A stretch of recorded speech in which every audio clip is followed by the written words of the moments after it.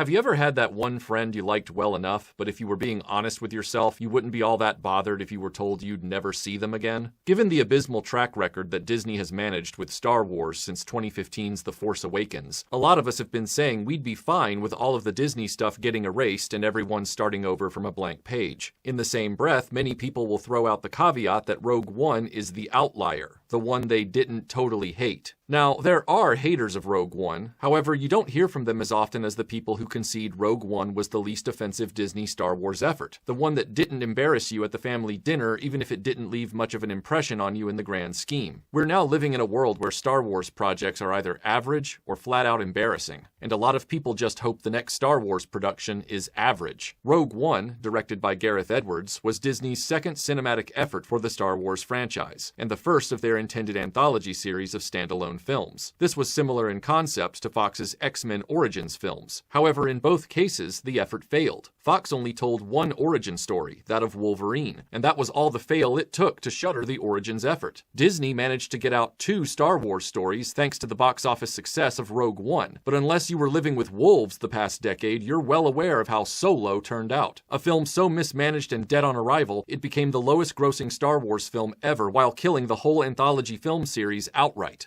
Doesn't sound so bad to me.